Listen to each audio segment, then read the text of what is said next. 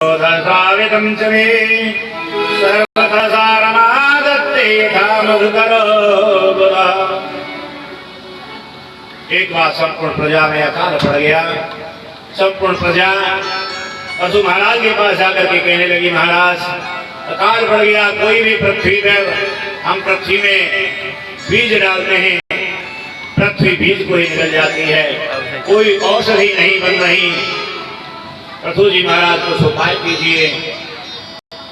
पृथु जी महाराज ने जब प्रजा की पुकार सुनी, उस पर भान चढ़ा लिया पृथ्वी के लिए।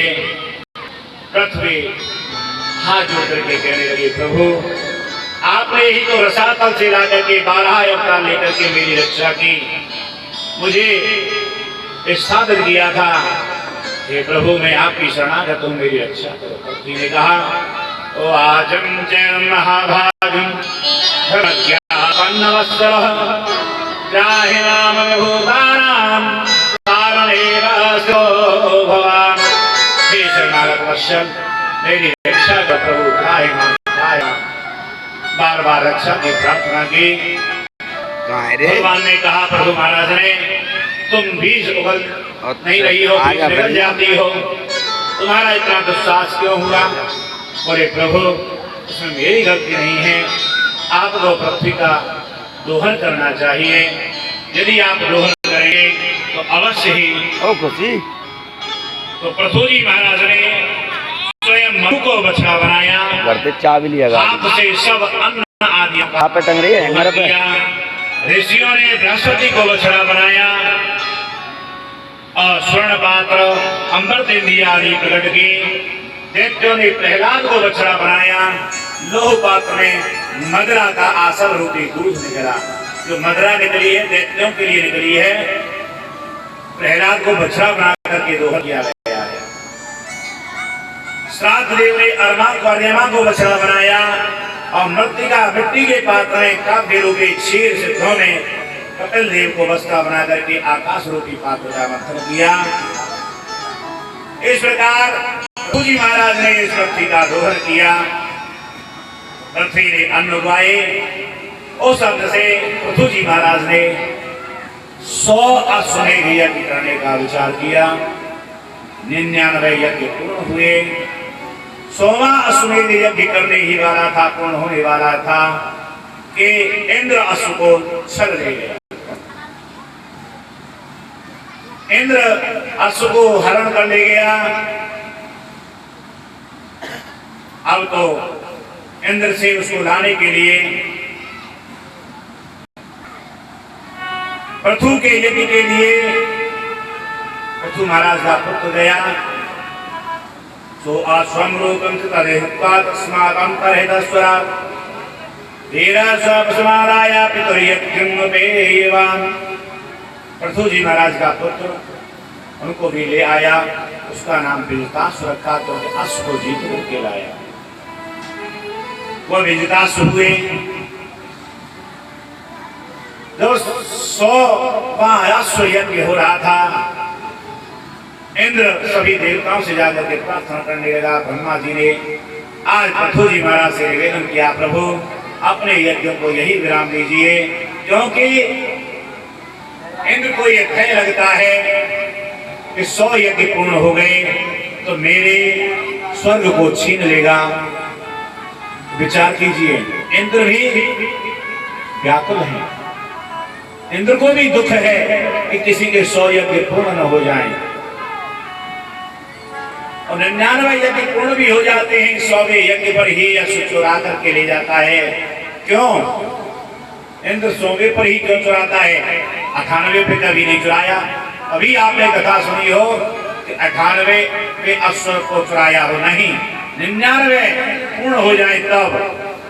क्योंकि 100वां यज्ञ वही है कि आप जब भगवान की प्राप्ति करने वाले होते हैं, भगवान को प्राप्त करने वाले होते हैं, भगवान की शरण में जाने वाले होते हैं, तभी मन रूपी इंद्र विचलित कर देता है आपको कि देखो इतना मैंने यज्ञ किया, इतने तप किए, लेकिन उससे क्या लाभ हुआ? लाभ हानि जय पराजय को लेकर के आप उन यज्ञों को पूर्ण नहीं कर पाते हैं। आगे महाराज ने सनत कुमारों की सनक ली। सनक, सनंदन, सनातन, सनत कुमार, ये चारों ऋषि पृथु जी महाराज को उपदेश देने लगे। पृथु जी उनके उपदेश को लेकर के वैकुंठ के लिए प्रस्थान किया। पृथु जी महाराज अपने धृतराष्ट्र पुत्रों को राज्य पर अभिषिक्त करके अपने वैकुंठ धाम को गए। बोलिए पृथु जी महाराज की। पृथु जी महाराज के यहाँ धृतराष्ट्र ने नवास्वती नाम की स्त्री से विवाह किया। हवेधा नामक पुत्र उत्पन्न किए। हवेधा से महिषर, गया, शुक्र, कर्ण, कृष्ण आदि 6 पुत्र हुए। शतरुद्धि के प्राचीन वर्ही द्वारा 10 पुत्र हुए। शिव जी और पृथ्वी धाम का समागम हुआ। शिव जी उनको उपदेश देकर के अंतर ध्यान हो गए। चेतागण 10,000 वर्ष तक जल में तपस्या करते रहे। नारद जी ने देखा कि प्राचीन वर ही कर्मों में आ सकते हैं, इसको उपदेश देने लगे। हे राजन,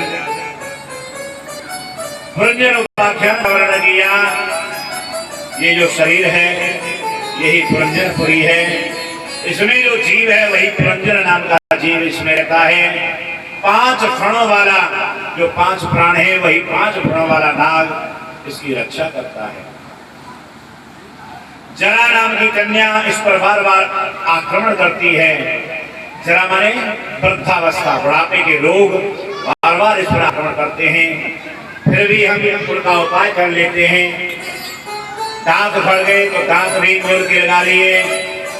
आंखों से कम दिखाई देता तो चश्मा लगा लिए। बाल सफेद हो गए तो काले पोत लिए। तो इस तरह से हम अपना इंतजाम करते हैं, लेकिन जरावस्था अपना पीछा छोड़ती नहीं, बार बार आक्रमण करती रहती है। जब फिर भी हम नहीं सुधरते तो काल कन्या को लेकर के आती है। काल कन्या इस पर आक्रमण करती है, ये मृत्यु को प्राप्त होता है। स्त्री के वियोग में ये मरता है, इसीलिए स्त्री के वियोग में मरता है तो स्त्री का ही जन्म पाता है। यही पुरंजन जो है जीव दूसरे पति से विवाह कर लेता है जो स्त्री बना हुआ है, और उसका पति मर जाता है तो उसके द्वारा सती होना चाहता है। लेकिन अविज्ञात नाम का मित्र कौन? ईश्वर, जो तुम जान नहीं पा रहे हो वही अविज्ञात नाम का मित्र है। अविज्ञात नाम का मित्र उसे पकड़ लेता है। बोले तू कहाँ जा रहा है आग में जलने के लिए? बोले नहीं, मेरे पति चले गए, मैं सती होंगी। बोले तू तो मेरा मित्र है, पहले तूने कामासक्त होकर के स्त्रियों के सहयोग के कारण स्त्री योनि प्राप्त की, और अब कोई स्त्री होकर के जलने जा रहा है। राजन, हम नित्य प्रति विषयों में लिपटे हुए रह करके विषयों में ही घिरे जा रहे हैं। यदि विषयों से बचना है तो ये क्षण भंग और शरीर है, कभी भी नष्ट हो जाएगा, ऐसा भाव लेकर के। क्योंकि रात्रि गमिष्यति भविष्यति उज्जहारा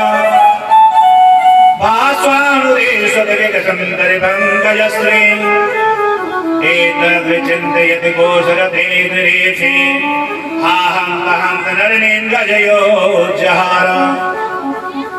क्योंकि भौरा होता है ना, भौरा, उसके अंदर इतनी ताकत है कि कठोर मांस को भी काट सकता है, परंतु कमल से प्रेम करता है। शाम को कमल पे बैठा है, कमल शाम को बंद होता है तो भौरा भी उसमें बंद होता है।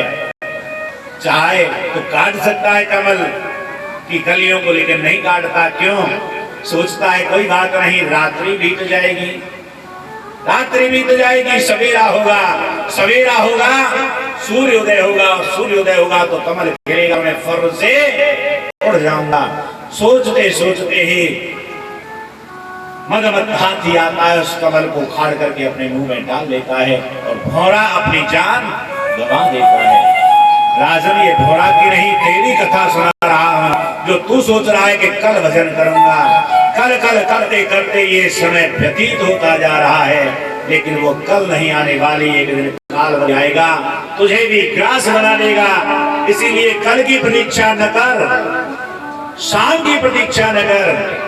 भगवान को पाना है तो अभी बैठ जा भगवान के भजन के लिए।